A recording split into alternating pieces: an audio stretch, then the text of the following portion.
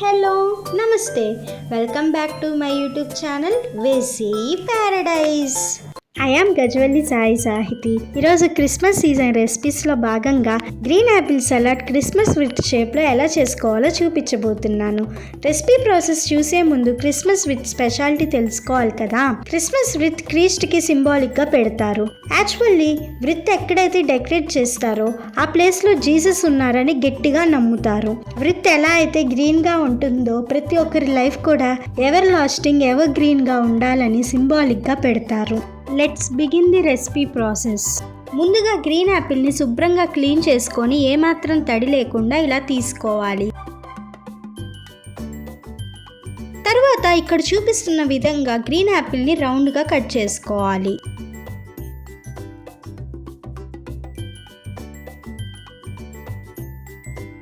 ఇలాగే మిగిలిన యాపిల్ని కూడా మీకు కావాల్సినన్ని రౌండ్ వీల్స్గా కట్ చేసుకోండి.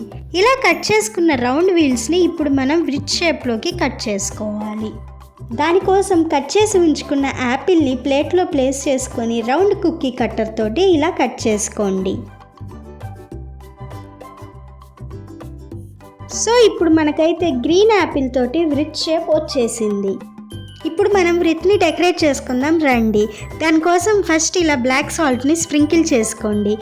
దాని తర్వాత పైనుంచి చిన్న చిన్న పీసెస్గా కట్ చేసి ఉంచుకున్న గ్రీన్ యాపిల్ తోటి డెకరేట్ చేసుకోండి. నెక్స్ట్ దానిపైనుంచి కొన్ని దానిమ్మ గింజలతోటి ఇలా డెకరేట్ చేసుకోండి. చివరిగా కొంచెం black salt and chaat masala sprinkle చేసుకుంటే క్రిస్మస్ విత్ షేప్లో ఉండే green apple salad ready. Green apple మన హార్ట్ని హెల్దీగా ఉంచుతుంది, వెయిట్ని మేనేజ్ చేయడానికి యూజ్ అవుతుంది, స్కిన్ని హెల్దీగా ఉంచుతుంది, ఇమ్యూనిటీ పవర్ని పెంచుతుంది. ఇలా మరెన్నో హెల్త్ బెనిఫిట్స్ ఉన్నాయి.